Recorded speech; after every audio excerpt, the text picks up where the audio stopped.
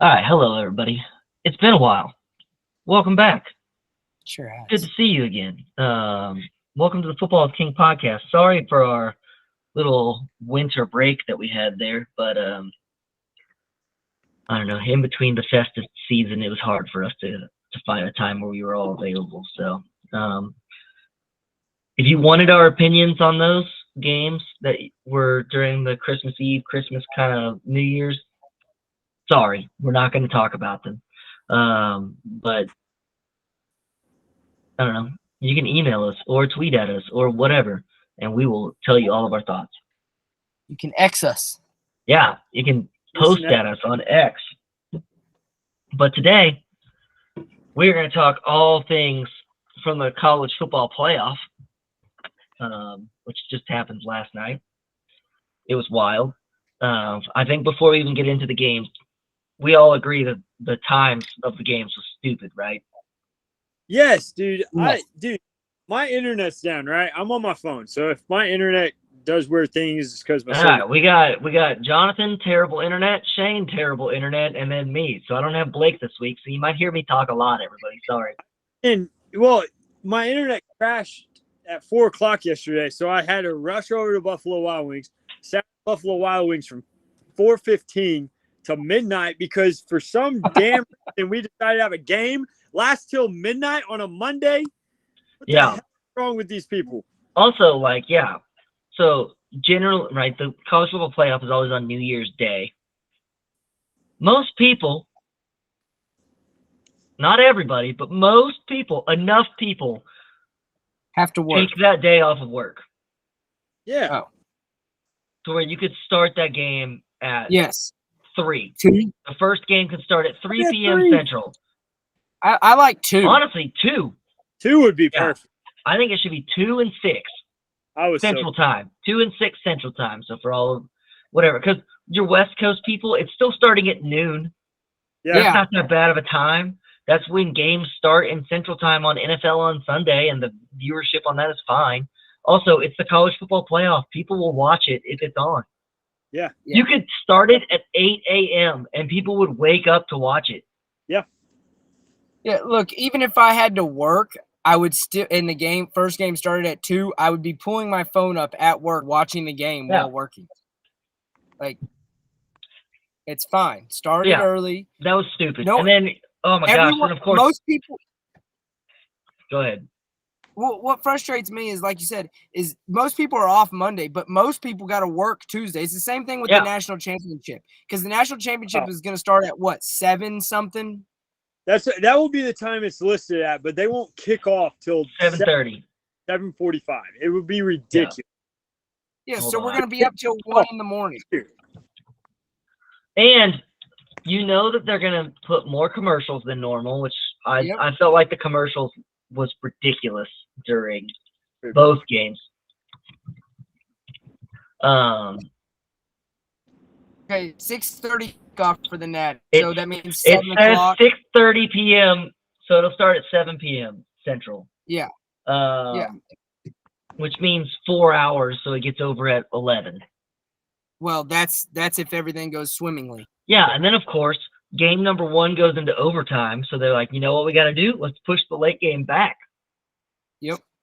Heaven forbid we have 2 games start playing at the same time. No one has ever been able to watch 2 games at the same time. I was going to say, we can pip screen it nowadays, so Yeah. just start the game. It was, and it was rough. And then I was really excited because I was like, you know what? Washington's starting to pull away from Texas. I can go to bed. This is going to be good. They're up 2 scores. I go to bed. And then I was not able to go to bed. Yeah, it was. I was in the same boat. I was like, No. I even texted y'all. I think I'm getting excited. And no siree. Was that my internet or Shane's? No, Shane. Probably. Okay. Probably Shane. All right, cool. Freaking Elon. Anytime you hear the he's too skipping, that's good about- Shane. Yeah, it was Elon. it was just miserable. Like if I was at home, I wouldn't bitch as much about it. Like I wanted to go to bed, but like I still had to drive home Yeah. I sat in a bar from 4 to 12. That makes me look like a real good human being. Well, yeah. Also, you know that like were you seated at the bar? Or were you at a table? Oh, so I was at a table for the first game, right? Not a whole lot of people. Not like a crowd. But as I noticed, I'm like, oh, the Texas game. Now Yeah. all I see is burnt orange walking in, and they're big groups. And I was like, all right, I'm gonna wait for a seat at the bar open. I'll Yeah. close out, finish my beer, move to the bar. I was gonna move to Coffee's house, but Coffee works days now, so he wakes up at 5. So I was like, oh shit, I can't go and sit at his house till midnight and then wake him up getting all excited about a game. so I was like, shit, okay, I'm just gonna sit right here. Had this weird freaking dude sit next to me. Yeah. Everyone, Well, I'm saying, like, if you're at a table, you know your waitress is gonna hate you because you're gonna sit there for 4 hours, and there's only I tipped big because I felt bad. Like, dude, there's only so much food and drink that one person can have in those 4 hours to rack up that tab. But well, and you could tell like he was getting like my waiter was getting pissed because like first half of the first game I didn't order food. I just ordered drinks. And so I'm like just sipping on my beers because I know I'm about to sit here till midnight. Yeah. And you can just tell like every 5 minutes he's walking over. Hey man, can I get you food? I was like, oh, not right now, man. You would think that they would know though, right? You would think like, hey, you work at a sports bar, like not only a sports bar, a bar that specifically is designed to just have sporting events. Like that's it. That's why people go there. Exactly. And so you would think that they would know, like, hey, it's a big game. Every table I get today is going to be here for 4 hours. My job, honestly, if I was them, my job would be I'm trying to get everyone boozed up as much as possible. Yeah. And then I'm going to pray that their team wins. Because I guarantee you that if Texas would have won last night, the tips would have been much larger. Oh, dude. The guy next to me, every single Texas touchdown was like, fireball shots, and like there's people taking them, and he's like, come on man, take one with me. I was like, I am not taking that shit.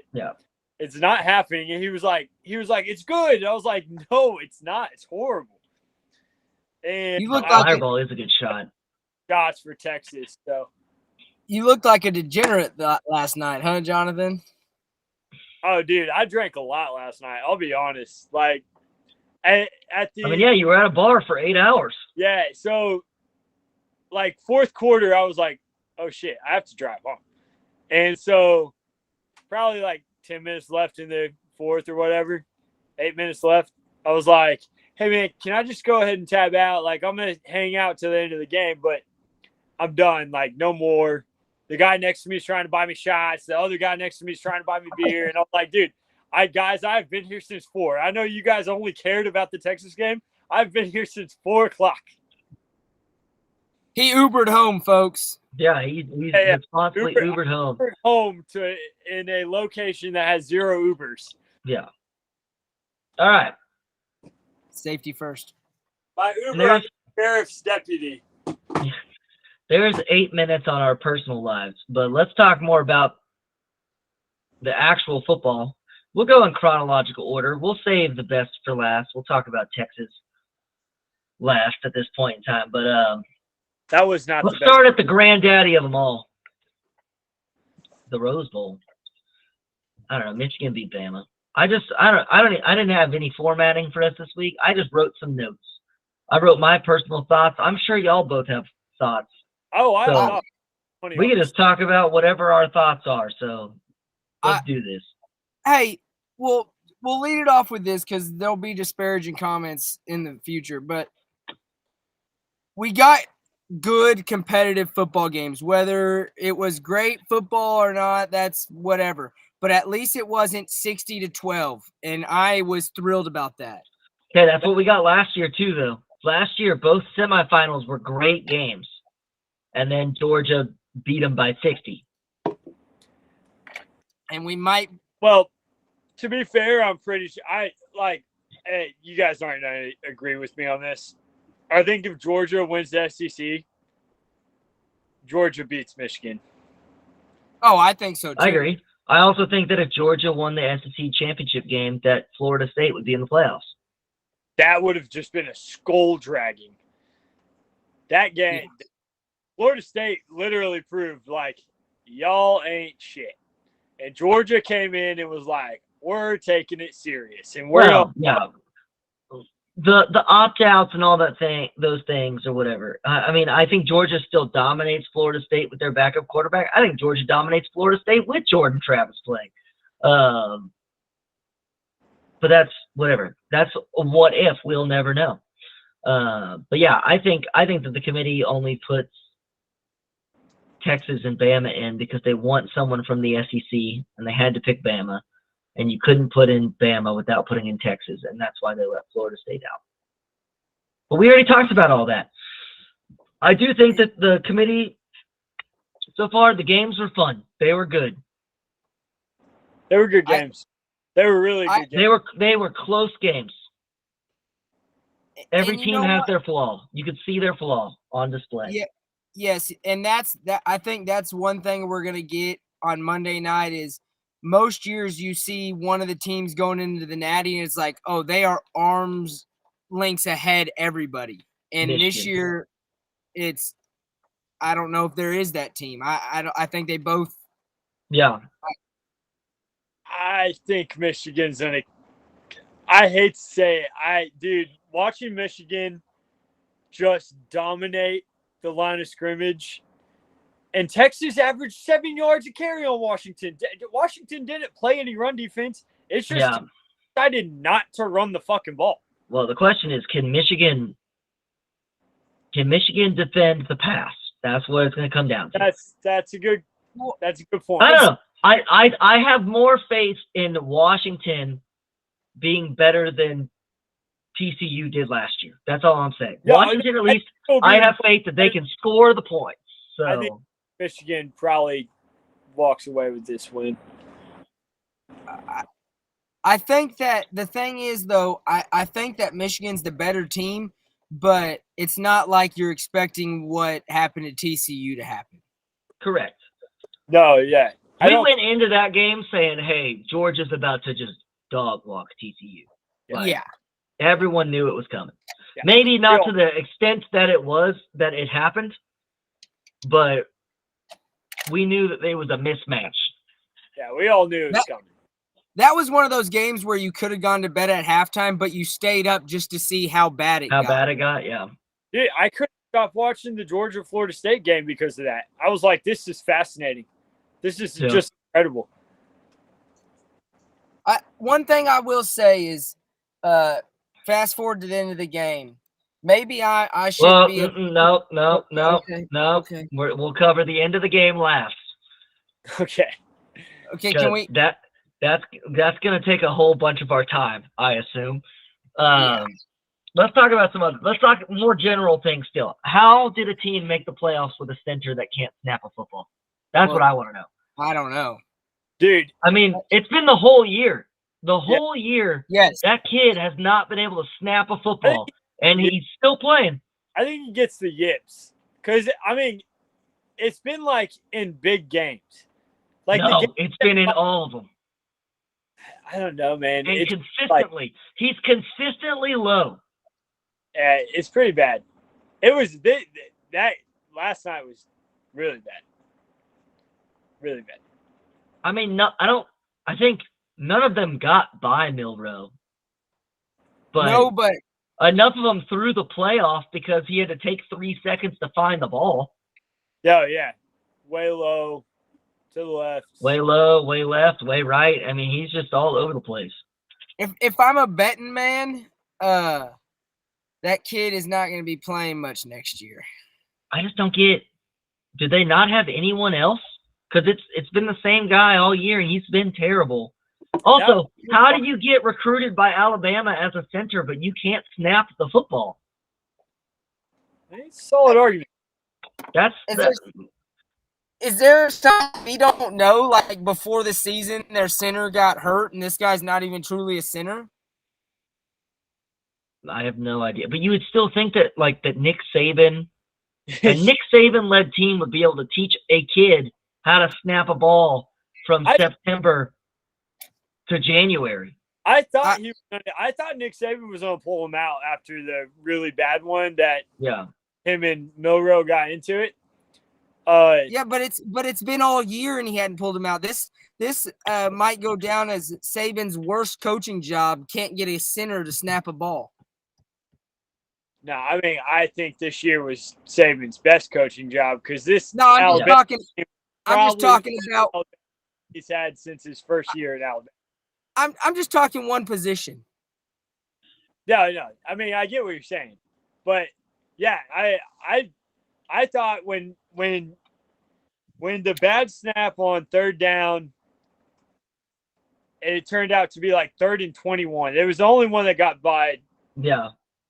Milroe. He walks off the field, and Nick Saban's just like, "What are you doing?" And he like says something back to him, and Nick just starts shaking his head. And I'm just sitting there going, "Are we gonna see him yank a center out like in a semifinal game?" Like I really thought, like I was like, we're about to see him. I feel like if you gave me 2 weeks with a coach, like I could snap the ball perfectly after 2 weeks. He's had like the whole season. Yeah. I mean, I don't know. It's got to be something. Either the center needs to be in the transfer portal. The O-line coach probably needs to get fired because their O-line is garbage. The amount of times that their tackles just didn't touch anyone, they just looked. There was one great one where the right tackle had both of his arms just spread out as there was a guy on his left and his right that just ran by, and he doesn't touch either of them. You literally watch his indecision as he goes like left, right, left, and then just both of them go and just slaughter Milroe. It's great. It was a good little meme that I saw. But I think that's the biggest takeaway I took from Alabama. They're not themselves anymore. They're not based off of the run. Like Saban's trying to do this like exciting pass-heavy offense and things like that when they needed to just run the freaking ball last night because Milroe, we got bad Milroe last night. We got the version of Milroe who can't throw anything short. He can only throw the deep ball.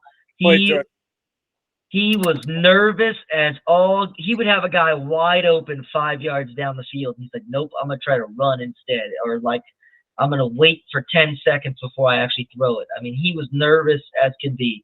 So you would think just keep running the ball. And that's what they started to do in the second half. And it was pretty good. Yeah. I mean, when's the last time you seen an Alabama team in the playoffs just not their offensive line just not dominate? I mean, that's what they're made. That's what you're used to seeing. And that's what baffled me this last night. Oh gosh. My wife's trying to buy a goddamn horse. Nice. All right. Let's criticize Michigan as well, though. I know they won, but I didn't think their offense looked good either. I'm sorry. J.J. McCarthy had the best play as a unathletic white guy. The one-handed catch that was like 6 inches above his head. He's a what? I mean, it was great. It was a beautiful play. You know for a fact, 90% of college quarterbacks drop that ball out of fear of just getting fucking murdered. For sure, and it would have been a fumble. So like and that guy was going to the house. It was a huge play. It was a good play. But he didn't impress me besides that one thing. He did exactly what he's done all year. He just manages the game. He is the quarterback for Michigan. He runs the offense. He doesn't make unbelievable like showboating. He's not going to take off for 40 yards, and he's not going to drop friggin' Penix Jr. worthy bombs. See, that's the thing, though. If Washington can score, can Michigan score? That's the question. Dude, Michigan is going to run. I hope the so. ball. Michigan McCarthy should never throw the ball. I mean, they did it half their damn season. McCarthy had multiple games where he threw like 10 passes the entire game. Yeah.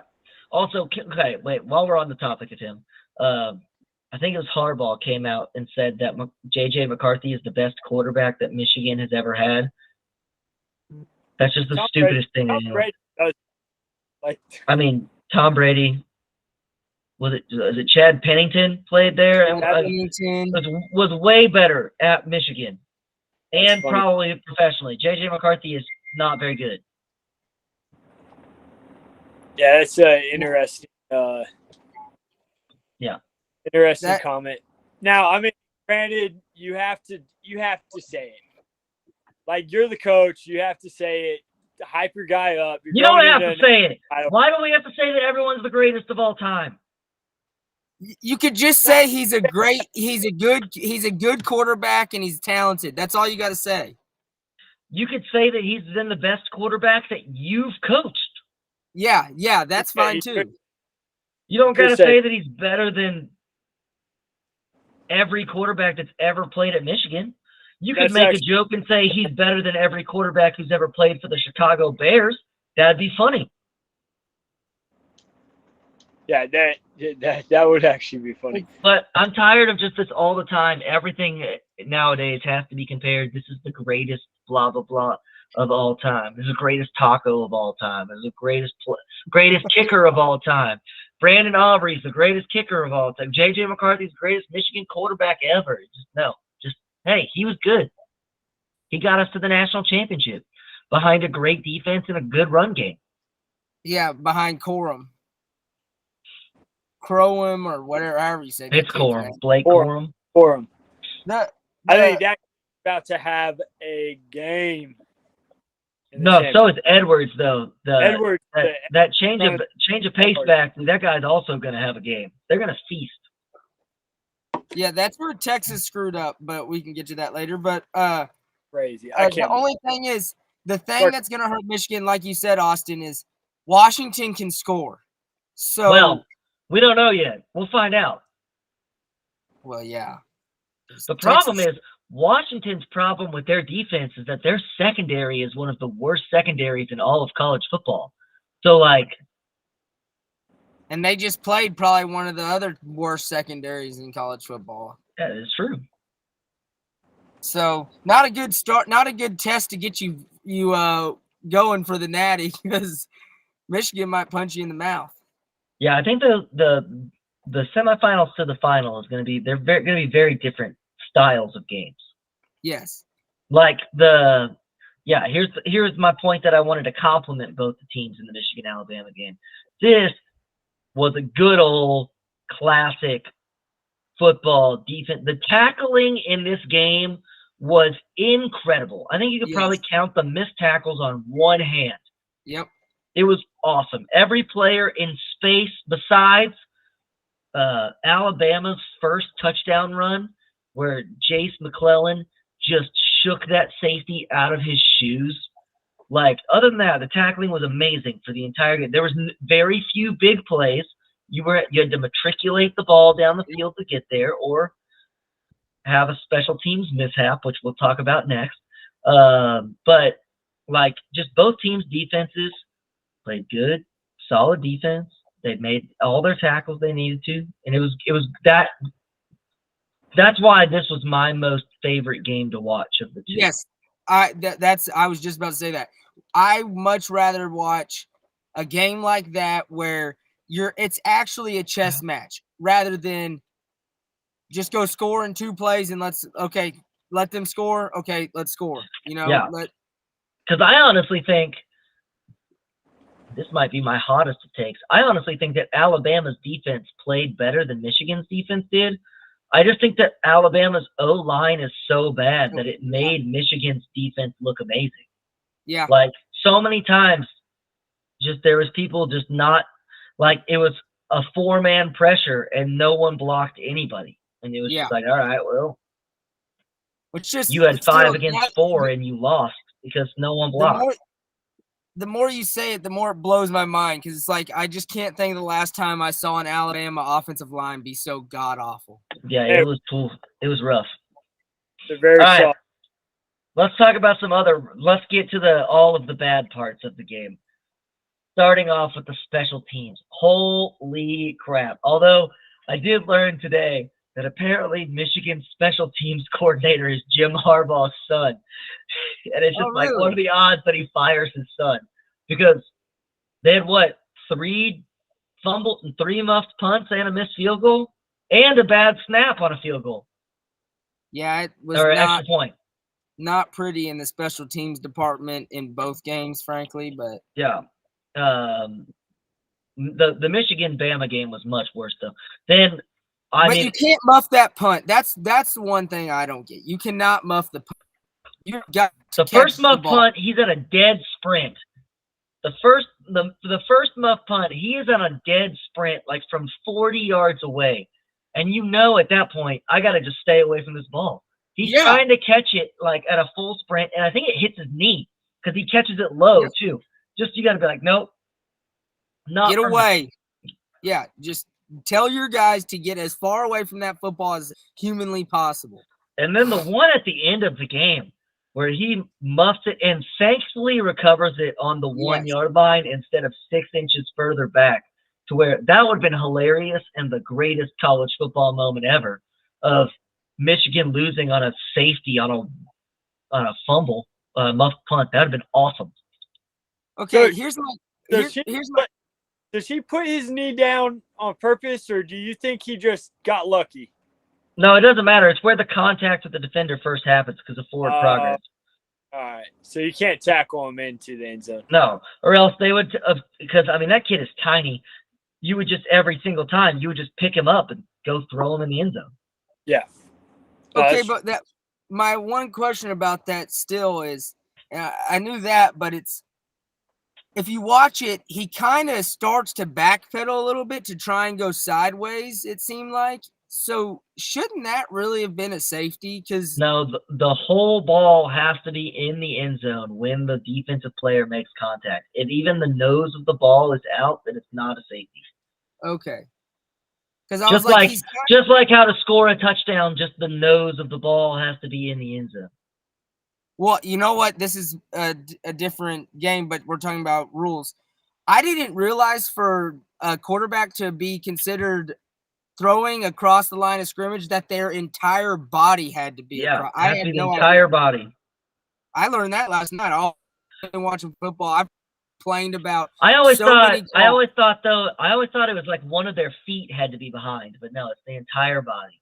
Yeah, like I thought you could drag a foot, but yeah. Which is usually what it is, right? If you think about throwing motion, usually your back foot is going to be the furthest part of your body backward. Yeah.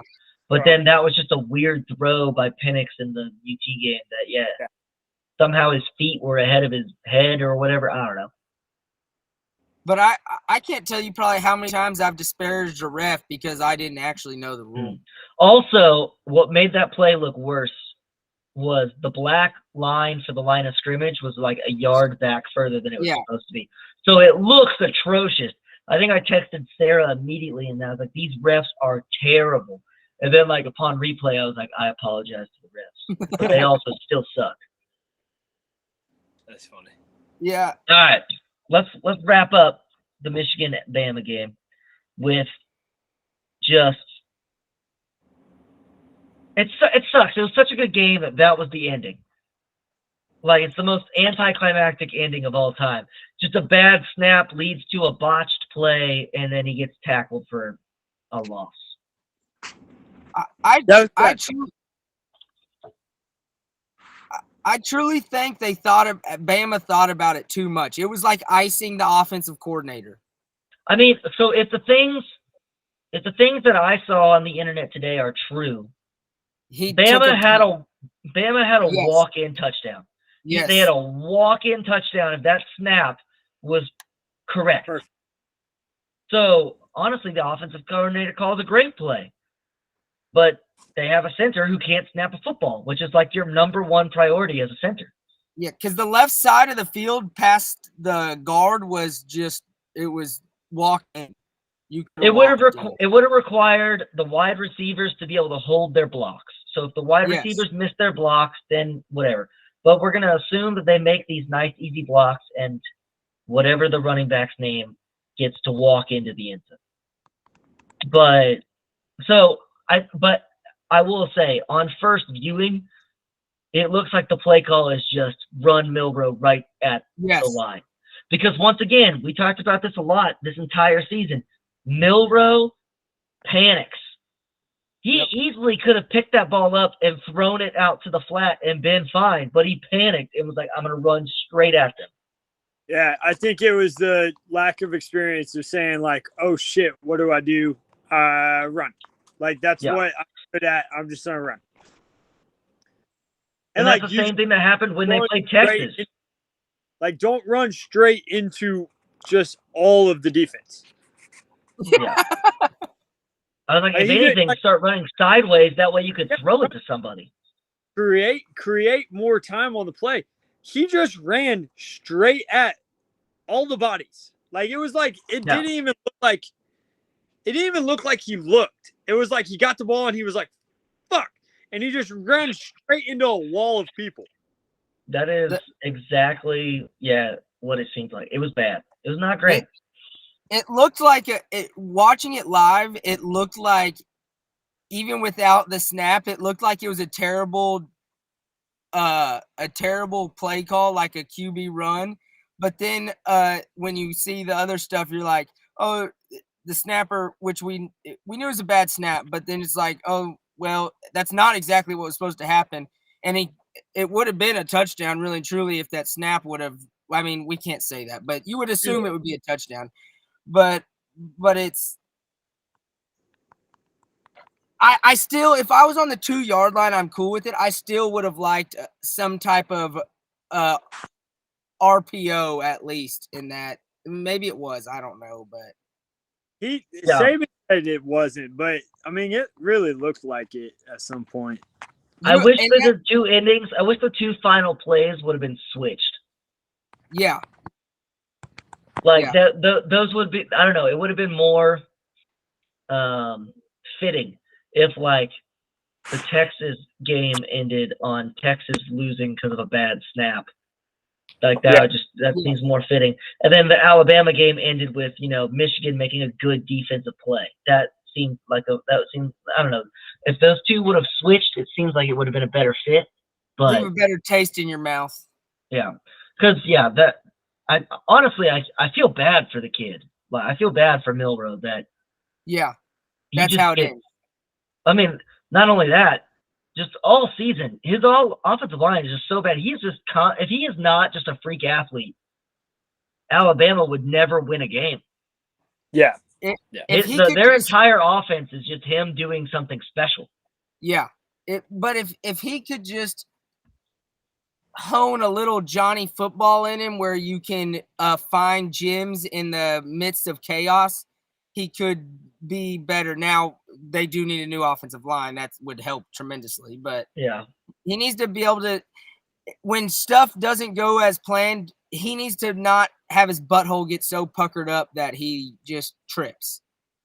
And I mean, you put 2012 Johnny Manziel on that Alabama team, and they win the national championship. Oh, yeah. Golly. So, all right, my last thing from this game. Do we think that Michigan had Alabama's signals? Yes. You saw he was there. Yeah, he was there. He was third row back. Third row off the field. Like, they have a video, like the last play when they win, he just goes like this. And like that's honestly not that bad. What would be worse is if Connor was at the Washington Texas game. That would be heck. Because then you would have known, hey, he's scouting. That would have been hilarious. He's like standing next to Matthew McConaughey. Yeah, they should have sent him just for like the memes. Just for the shits and giggles of it. That would have been funny. That would have been funny. He like I said yesterday, he was the fall guy. They make a lot of fall guys in this world. Oh yeah, you just go find a new grad assistant and be like, hey man, here's what I need for you to do. I don't truly believe Michigan had their play calls, but I will say for times I was like, they are audibling so flipping much. They do a lot. And they were everywhere. Every time Alabama tried to run, it was like, nope, nope, you can't go anywhere. Sorry. Seriously, I've never seen Alabama just get dominated like that for at least the first half. The second half, Alabama looked a lot better on the run. Saban made some great adjustments at halftime. They did. But honestly, Michigan scored 0 points until that final drive that tied the game.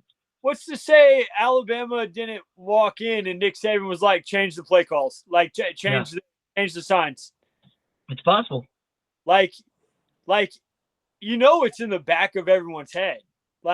Dude, they're in every hole. Yeah. How is it that we're not getting not one? It's not only that. They knew when it was their linebackers. I think the linebackers tell the stories the most. Yeah. Their linebackers knew whether it was a pass play or a run play. So if it's a run play, they know hey, I'm coming downhill no matter what because I know that he's handing this ball off. Dude. Well, I don't know. So Michigan is still suspicious to me. I think it's crazy. All right, so this is my view on it. I think it's crazy that all this comes out. We suspended 4 games. Yeah. But somehow teams that every single game they played, even after it came out, it was like the Ohio State game. It seemed a lot like they were very prepared for Ohio State. They had a great scout. Someone scouted that game really well. Connor Stallions. I'm just saying, it's fishy that we just, he took his suspension. Okay. Let's get to the fun scenario. Let's say Michigan wins the national championship. But then a month later, it comes out and it proves that they cheated. Asterisk. Are we gonna do an Astros scenario where hey, they're still the champs? It's just a piece of metal. Or are they gonna be hey, Washington, congratulations, here's a trophy? I don't think I would even want it like that though. That would suck. No, but then where does it go? Do you hand the trophy to Ohio State because they would have been in the playoffs? What about Bama because they got screwed? Then you have the argument of Bama lost by 1 touchdown. I like the idea that we just have no national champion. It's a voided year. Voided year. Actually, no one made the playoffs this year. Sorry, Texas, you didn't make the playoffs this year. Sorry, Washington, you didn't make the playoffs this year. It just didn't happen. The season is null and void. It's like if the entire referee organization got caught cheating, gambling, and you're just well, we can't trust any outcome, so we're just gonna void it out. That's fair. I think also they should do a reverse University of Marshall, and just back in the day, where they were hey, we'll allow you to have freshmen play because all of your players died. They should just make Michigan have no scholarship and no NIL deals if they get caught cheating in the national championship.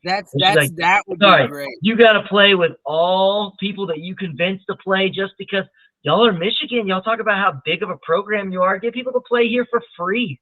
I do think if it comes out and they cheated for the national title, that dude, give them the SMU death sentence. That's the death penalty. They will give them the SMU death penalty to get the true death penalty. It will be over. Yeah. Jim Harbaugh, that'll make his decision really easy on whether he stays at Michigan or goes pro. Harbaugh, he'll just go pro. He'll instantly go pro. Before the punishment gets handed out, he'll be coaching. Which is pretty crappy for all the students, right? That just your coach can just be yeah, dude. I mean, they can all hit the transfer portal and do whatever, but But I mean, it would look bad, right? If Blake Corum wants to come play for Texas A&M, we'll take him. Yeah, this is also another point that I think about. if you're the defensive, so you're a linebacker, right, for Michigan, and you obviously know that you have the play calls, like you have the signs. Like, it's not like it was just the coaching staff. There's no way you're telling me that you're a linebacker and every time you audible, you're in the right No, spot. the players are in on it. Yeah. So like They know. Because the coaches have to teach them during the week, hey, when they do this, it means this. Like, yeah, the players know. So like, it wasn't just like Harbaugh got 4 games, but the players didn't get anything. Yeah. The rest of the coaching staff didn't get anything. Everyone knew about it. So if it gets found out, I thought about this last night a lot. If it gets found out that they cheated during the playoffs, I death penalty to all of them. Like, sorry, man, no longer playing college football. Go pro because once again, when we say death penalty, we're talking about the SMU. We're not talking about murdering the players. We're talking about the college football. They called it the death I'm penalty. talking public execution. Line them up. Sorry, when you said death penalty to all of them, I was like, well, let's clarify there. But yeah, that'd be. You take the holy of sports and you just make it sinful. Line them up. All right. Let's move on to game number 2. All right. Let's just, first of all, I'll give you all your moment. Shane, how did it feel to watch that game last night?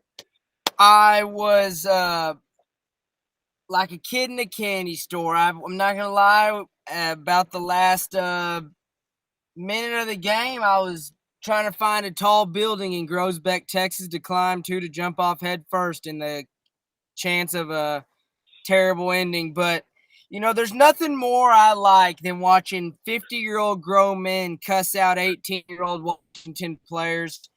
I love listening to Texas fans boo refs on good calls, I might add, but boo them. And then I really love when their coach is being smart and goes to punt the ball and they boo their coach, then recover a muff punt, and then they all start cheering. I just can't stand Texas fans. I wish they would all just find a sewage disposal to hang out in. That going. You know, nothing made me happier. If A&M sucks, there's nothing better than watching the demise of Texas. That is just icing on the cake. That's fair. I will say, as someone who's been to many sporting events, it doesn't matter who is the fans. If the refs make a call that you don't agree with, even if it's accurate, they will boo the crap out, and it drives me insane. Like, I hate, like, on obvious pass interference calls. You're just like, hey, man, he tackled him when the ball was still 10 yards backwards. Like, it's pass interference.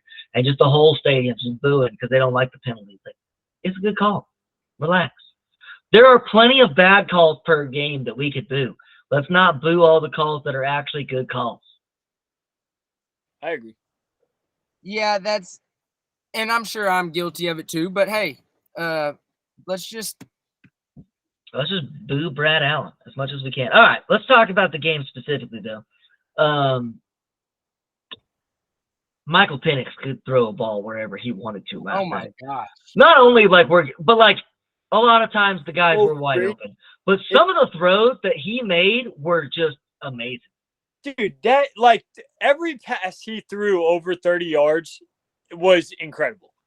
Like, yeah. It was just and a lot of them, like, they were covered. And it just went right over the defender's shoulders, right into a bucket. Like, just the breadbasket. Like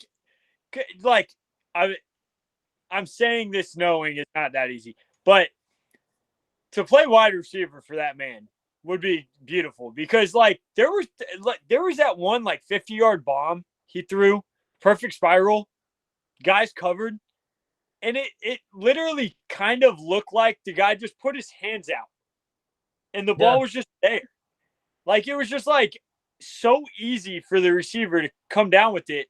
But there's, like, a defender on top of him. But the ball just magically finds the one little gap that he catch that ball. It was incredible. It was incredible performance. I remember for a fact, I remember there being one throw that he missed a guy for a touchdown. And I was like, that was his first miss of the night. And it was like some tight end ran like a double, whatever. And it went right over his hands. He missed him by like half a yard. Yeah. And it was guaranteed touchdown. It was the only throw he missed for the entire game. And it was a good throw, other than the fact that he threw it. It was just a little too far. It's like he threw it thinking that he was throwing to his wide receiver that runs a 5 instead of the tight end who runs a 4.8. Yeah. And you know what? It was just like, bang, miss him by just a little bit. But also, he surprised the crap out of me. I mean, I'm sure I watched plenty of him this year because I've watched a lot of college football and a lot of Washington football because they've been good. He looked way faster tonight than he's ever looked. He was just – there were so many times where I felt like he was going to get sacked, and then he just ran away from a very good Texas. Texas has a very good defensive line and linebackers. Their secondary is obviously not great. But he made a lot of really good – there are a couple guys on that Texas defense that are going to be first-round draft picks probably. Yeah. That he ran away from. And I was like, oh, okay. Good for him. Was I a prisoner, though, of Pac-12 after 12 football? Because I knew Penix was good. I knew he could play ball. I've watched him play this year. But I told y'all, I didn't think he was this good. He looked impeccable. Because I will say, this is why Washington is going to lose the national championship. Their offensive strategy is terrible. It's awful. It is all dependent on Michael Penix making incredibly difficult throws every single time. Yeah, and he made a lot of them. And he made all of them except for one last night. Like their strategy is it's like Baylor back when RG3 was quarterback. It was either a run play or a Hail Mary, and that's what all Washington does. They don't throw any nice easy routes for him to no, everything's got to be a bomb on an RPO or a run play. That I will say, even as bad as Texas secondary is, I think Sark said it best. I'll give it to him. He was like, look, he got cooking, and it's like one of those feelings where it's like, this dude is cooking, and I mean, we just can't you just can't stop him. It is what it is at this rate. Yeah, they could never get any pressure on him, and he just looked so comfortable all night. And every time you thought, here comes a sack, he somehow found his way out of it and made a dart to the sideline. It's like, you when the guy's doing that, there's not much you can do. You're kind of screwed. I mean, what was it? His first touchdown pass? That was the one that was the post in between the two safeties. That was a laser. Yeah. I looked at that and I was like, that's an NFL throw right there. That's Justin Herbert, Josh Allen kind of arm strength. And he just dipped it right in between. I was like, all right, you know what? Give the man his flowers. That's a good throw. Shoot, that one he overthrew him by 10 yards. He freaking launched that thing like a cannon. I mean, when I saw him throw that off his back foot like that, I was like, oh, no. There's no way. And he overthrew him. He can throw that thing, that's for sure.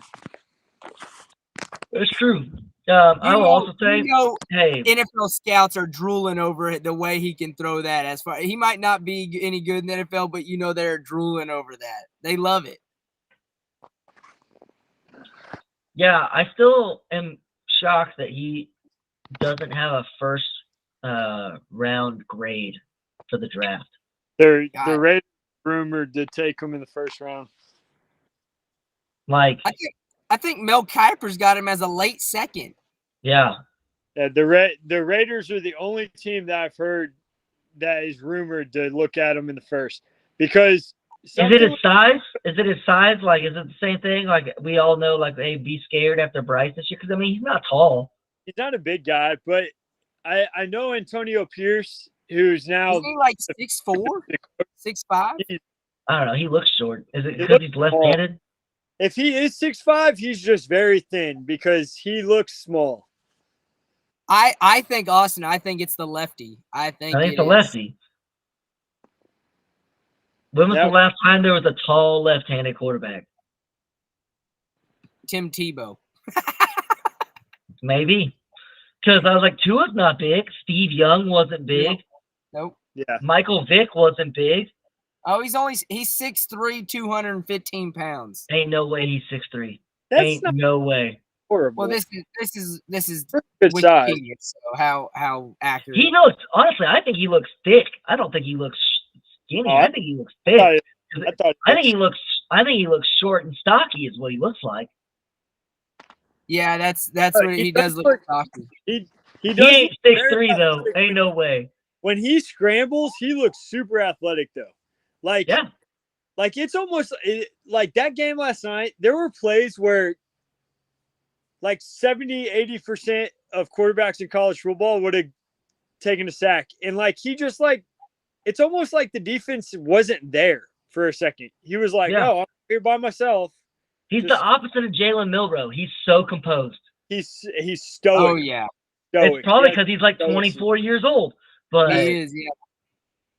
He's been I think if he pounds. if he was a righty, he would be graded higher. I think the NFL hates lefties, and a lot of it's probably rightfully so. There's not many that come in and done much. So he definitely Well, don't look I mean- as thick as Vince Young, though. That's for darn sure.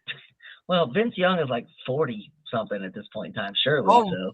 Vince he's Young fat. looks like he sold the Vince Young Steakhouse and bought a steak in Golden Corral. That was good. Nice pun there, Shane. Good job. All right. Let's keep it going. Texas, we said a lot about them. They should have ran the ball a little bit more. They got obviously is his name Jonathan Brooks? I know his last name is Brooks. Whatever. Their star running back is hurt. They were relying on two freshmen. They both fumble at terrible times. And honestly, I think that was one of Stark's mistakes is that, and he's done this a lot this year.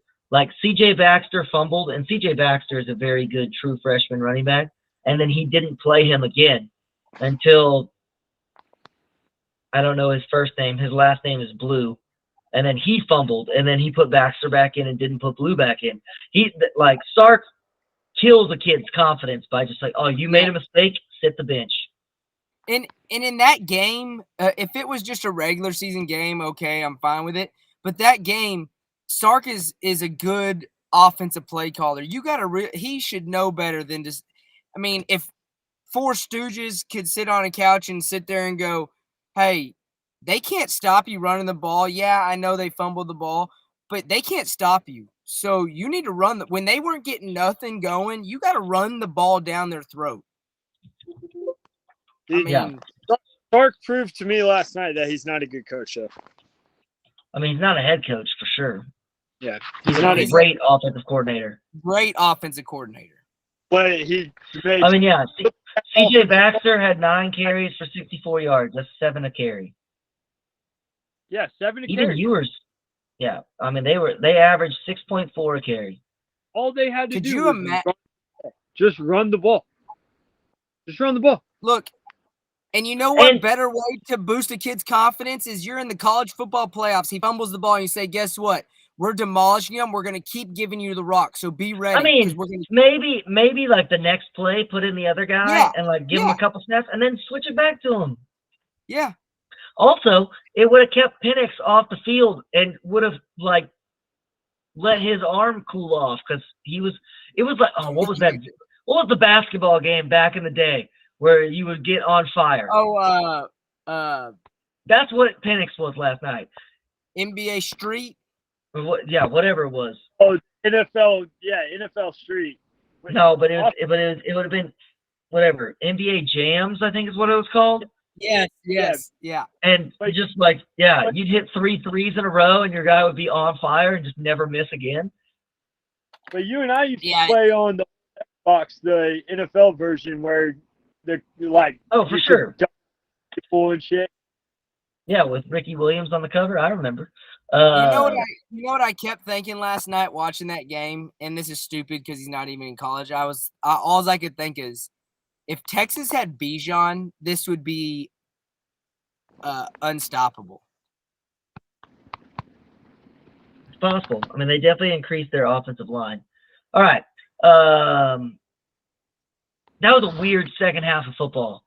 Washington absolutely dominated the third quarter, and then Texas obliterated them in the fourth quarter. It was so strange. Like, so I got to give mad props to my father-in-law on this one, because everything that my father-in-law said about this game was correct. When we've been talking about it for a month after they, made the playoffs, or however long it's been since that actually happened, and I was very positive. I kept telling him, "You're the team of destiny. Y'all are going to beat Washington." I thought Texas was going to win by 10, or at least 2 scores. And he was like, "Here are the things I'm worried about. I'm worried about Washington's offensive line, because they're all old. If you go look at, like, everyone on Washington's offensive line is like 24 years old, and they're good." And he was correct. Zero sacks. Zero sacks. A very good defensive line. He was obviously worried about the secondary, which obviously Texas secondary was not good. And then the other thing he was afraid of was that Sark is not a good coach, and he doesn't make good halftime adjustments. And that third quarter was prime example of that. Texas looked pathetic in the third quarter. I thought I was going to get to go to bed. I was like, oh man, like Washington's about to run away with this. And then they snapped the ball 5 times in the third quarter. Yeah, and then was it in the fourth quarter, or like, when was the botched punt? It was That's the right. question. That It was was right when the fourth quarter started, right? Yeah, that was fourth quarter.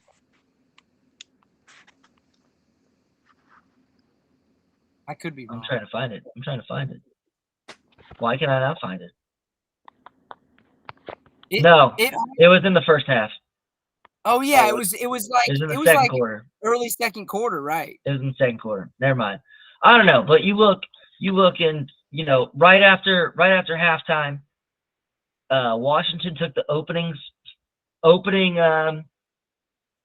drive, 70-yard touchdown. Texas fumbled on the very first play of their possession. Washington got a field goal. Texas went 3 and out and punted. Washington got another field goal. Texas fumbled on their next possession. And you just like those 6 possessions, you were just like, well, Texas is going to get blown out here. And then thankfully they got a stop. They got a touchdown. And then, we went from there. But then the other thing, sorry, go ahead, Shane. What I don't get about Sark is Adonai Mitchell did not get nothing in the first half.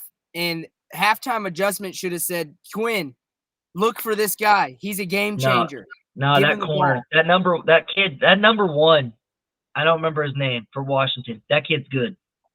Yeah, he's good, but he had Mitchell plastered all night. I never looked at a play and was like, Mitchell was open. I guess I wasn't really seeing it like that. I have not seen. Jatavion Sanders was the one that was wide open every play, but would never be looking back at the ball when it was thrown at him. That was where they had their huge advantage, their amazing tight end, and then he just was always, I mean, I guess he's young, but he's running his route and he wasn't looking at the ball ever. There was like 3 plays that Quinn threw the ball perfectly and he just was never looking.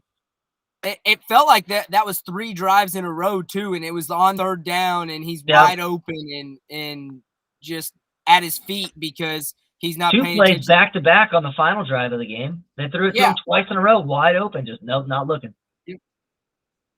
Yep. My other complaint about Sark.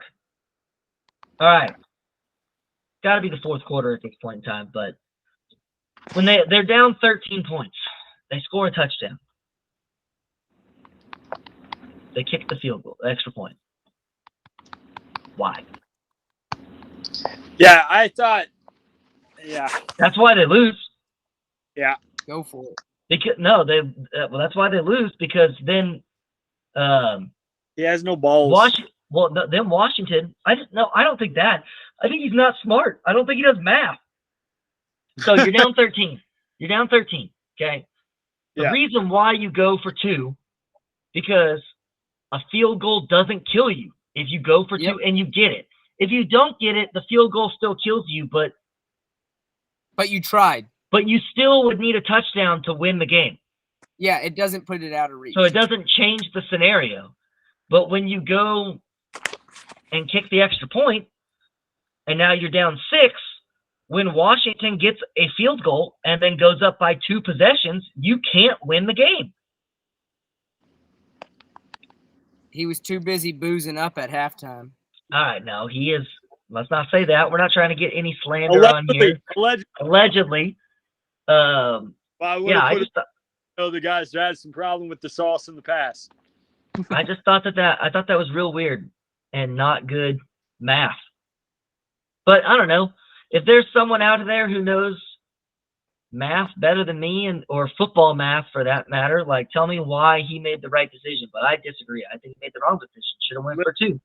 The popular right now is guy math. Guy math says you go for fucking 2.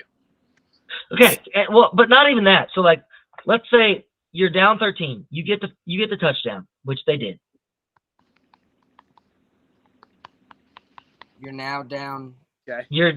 Jonathan's video was super delayed, and I heard it. He was mouthing out the sentence that he said before, and it was tripping me out, so I paused. So now you're down 7 if you don't get the 2-point conversion. So now you still need a touchdown. Yep. Yeah. So there you go. And if they kick if Washington does get a field goal, it's the same thing as being down 9. Being down 10 and being down 9 in the fourth quarter. Same situation. It's the exact same thing. That's when I don't think some coaches take it into account. It's like he acts like taking the points is important there. Well, taking the points in that situation is not important. It means nothing to you.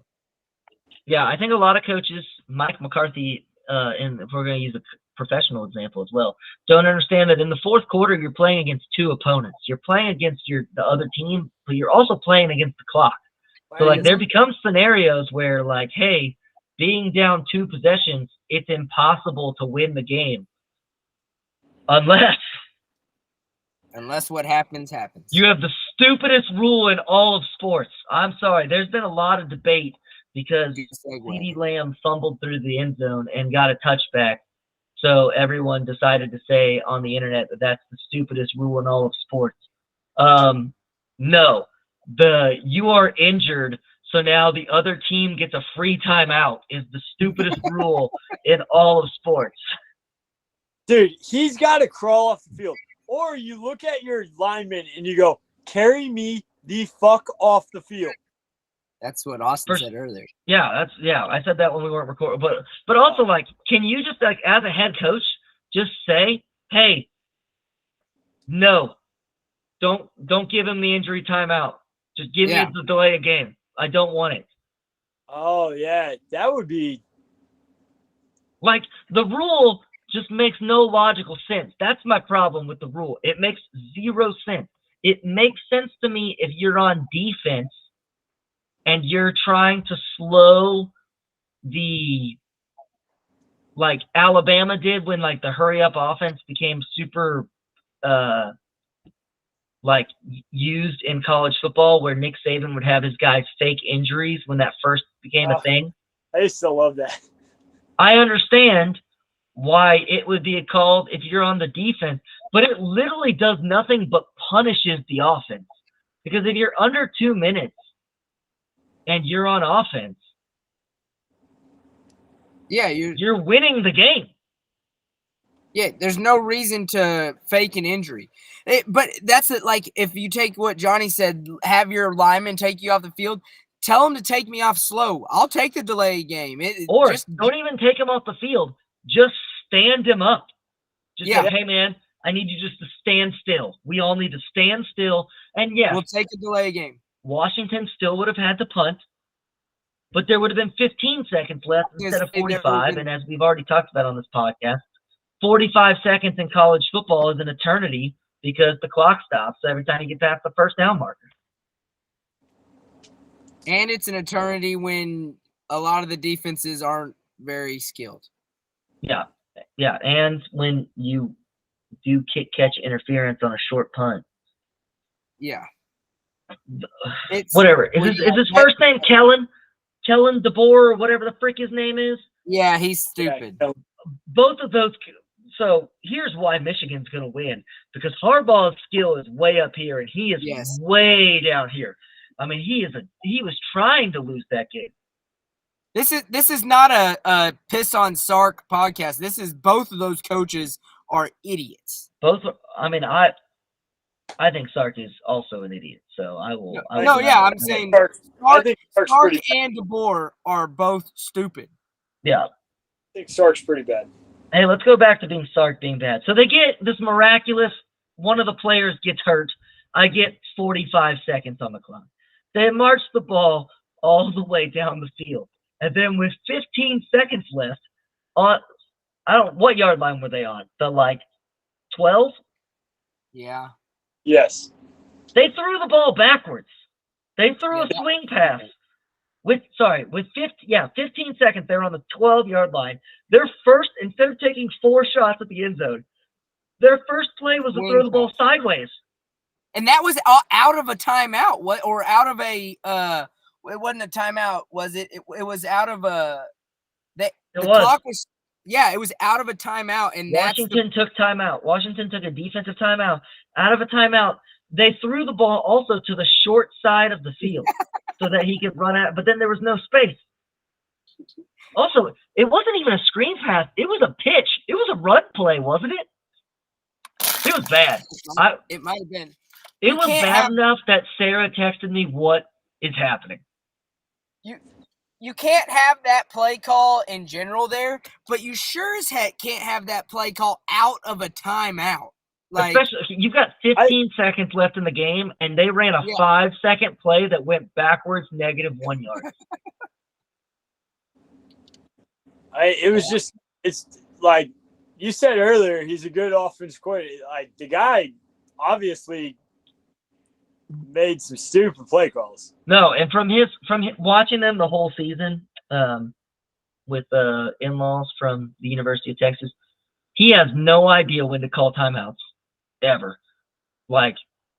No, he's got no good management of that. Honestly, he should have been taking timeouts also when Washington had the ball. He could have saved himself another 35 seconds.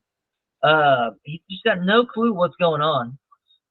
He's great at getting guys open. Yeah, he is. But he doesn't have any clue when to, he doesn't. I don't know. In my brain, watching your team play defense, as the offensive or just as the head coach, you should be able to sit there and say, hey, no, I veto. That's a terrible strategy. Yeah. He's throwing for 430 yards on us. Let's make this adjustment. Yeah. His halftime adjustments are always bad. It's like he just doesn't have any say at all in the defense. He keep me completely out of it. And that was Texas's problem last year too, is that they also made no adjustments at halftime. Remember last year, I think they were winning every game at halftime, but then they went 7-5 or whatever because they would just give up double-digit leads in the second half to bad football teams. Did I hear it right that he scripts the first 4 drives at the beginning of the game and out of halftime? Yes. I mean, 4 drives is a lot, but it's pretty common to script quite a bit. But my one thing about scripting is after halftime, his script was not working at all. Well, I'm just curious, how do those scripts work? So hey, I've got first plays of the game. We practice these plays all week. All right, what happens if the first play we lose 10 yards? Yeah. Then what do? Do I still call my second down play? Because I don't want to do that. That seems like a bad choice. That's what I don't get about the script. Like last night, after the beginning of the game, whatever. But after halftime, that script was not going great. And does he just roll with it and just say, "Well, it'll work out. Well, it'll pan out at some point"? No? Apparently it was going to work out. I really thought I just that whole time I just kept texting Sarah hey, you got to believe y'all are the team of destiny. And then the injury happened, and I was like, here it is. This is where it's going to happen. Shane called it in the midway to the third quarter. He was like, this is going to end with a Texas walk-off touchdown with no time left. And when they got down to the 12-yard line with 15 seconds, I was like, there's no way Washington can stop them. They've just walked all the way down the field. There's no way. But they did. And it was a heck of a play by that corner or safety or whatever. Yes, it was. That was heck of a play. That was. He deserves all the credit for that. The last night when you, after the injury, you said, I told you, the team of destiny, that was the first time I thought, oh my gosh, I have to deal with Texas fans for a week leading up to this national championship. Because I just knew it. I just felt something, like I said, I texted y'all. Something in me was like, I know they're going to find a way to win this game. Just out of, I think I'm a lot bigger role in the world than I am. Just to spite me, I was like, they are going to find a way to win this game, and I'm going to have to deal with this. But sometimes the football gods got your back. Sometimes they got you. But the way Texas drove down the field, they should have won that football game. I mean, they made, like you said, Austin, they made it look like they was playing a middle school defense the way they got down the field. Yep. All right, I have one last question from this game, and then we can, I don't know, if we have anything else we want to discuss, then we can do that. But would Arch Manning have won the game? No. That's what people are starting to say. Okay, so I look at it now. Quinn's stats are not that bad, but how much of them came from like some classic garbage time?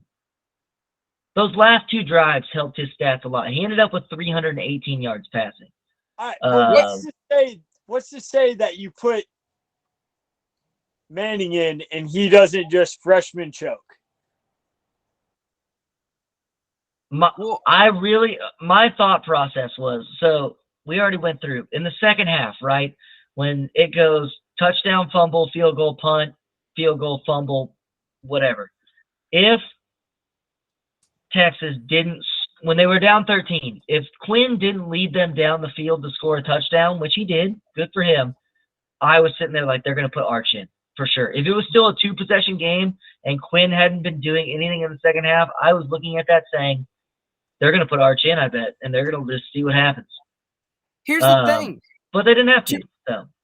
Two of those drives in the second half got stopped early, not to Quinn's fault. It was running backs fumbling the ball. For sure. So, you can't account for that. And I knew that this was going to be a conversation. If I'm Quinn, I'm leaving. I don't know if you go to the transfer or go to the draft, whatever you want to do. Who gives a flip? I'm hoping I'm that too. I'm hoping that God darn Arch sucks, because that poor guy has gotten nothing but shit on since Arch showed up. I mean, yeah. The problem with Quinn though, in this game specifically, there were a lot of 3-and-outs. Oh yeah.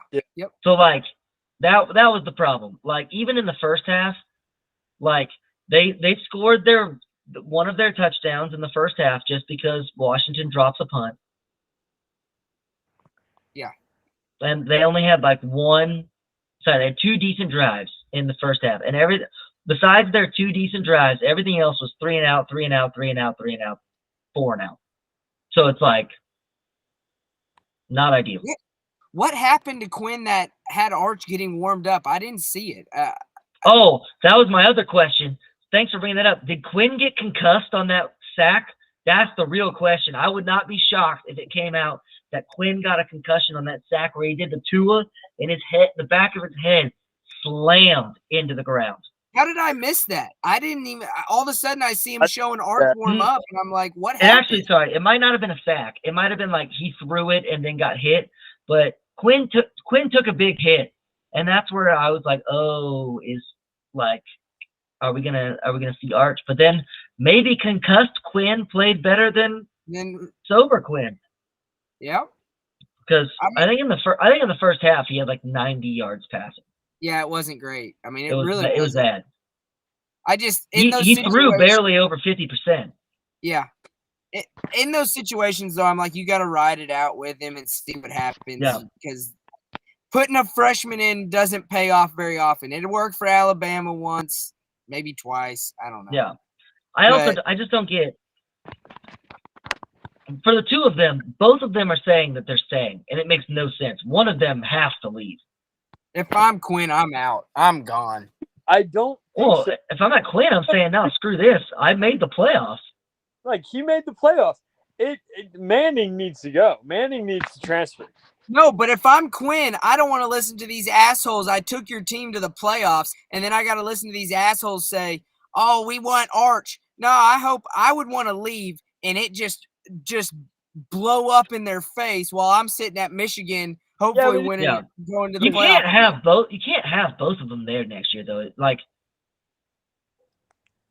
And I hear people like on the UT radio, whatever that I'll listen to around here, that are like, Arch Manning, he doesn't need these NIL deals. He's very old school. He's fine sitting, which is no, that's fair. I'm fine sitting as a true freshman, but like now's when he needs to be playing. Yeah. So what's the rule on redshirt? Can he still be considered this a redshirt year? Oh yeah, he's definitely a redshirt freshman. Yep. I can't even remember what the threshold is. I think it's 4 games. And he did not play in 4 games. Texas, I think he came in 1 game. I only saw him play once. He never came in because Texas never blew anybody out. Yeah. Besides Texas Tech. I think that obviously Arch doesn't need the money, but let's be honest, He doesn't need the money, but like he needs the experience to play. Yeah, but he's still an 18-year-old kid. If his dream is to play in the NFL, he needs to be playing next year. Yeah, that's the thing. And his uncles and his dad are going to be telling the same thing. You need to play. And Quinn is the same way. If Quinn wants to play in the NFL, he needs to be playing. And they both can't play quarterback for the University of Texas. So, but dude, how epic would it be if Quinn did go to Michigan? Like, to go from Ohio State to Texas to Michigan and be like, fuck you, Ohio State. Like, here I am. Yeah. I think we'll learn a lot about this situation this week. Yeah. All right, let's wrap it up. Let's talk about the national championship. We're not going to talk too much about it because we're going to have a whole episode, obviously, next week discussing it. But we'll get our predictions in. So, I believe at this moment in time, Michigan are 4.5-point favorites, and the total is set at 55.5. So I just want us to pick who's going to win the spread or who's going to cover the spread, and if we're going over and under. Okay. I've got. What did it open up as? Michigan is at -4.5, and the over/under is at 55.5. Okay, I've got Washington covering the spread, but Michigan winning. Okay, and so like Michigan wins by field goal. Yep, and then I'm gonna take the over. I'm with you on the over. I don't see how the over doesn't hit. I think Washington can get to 20 points. I think both teams are above 30. I mean, I think Michigan wins by 10 at least. Yeah, I'm taking Michigan with the points, like, and then just being like, no. How many points did Michigan just put on Bama? 20 in regulation and then 7. Yeah, I could see Bama's defense is miles ahead. I think Michigan scores 40. Yeah, I'm saying like 42-28 is my final score. So I'm taking Michigan in the over. Michigan and over. I would take that. That's. I bet that those are the 2 most common bets too. Michigan. I bet Michigan and the over is the most 2 common bets.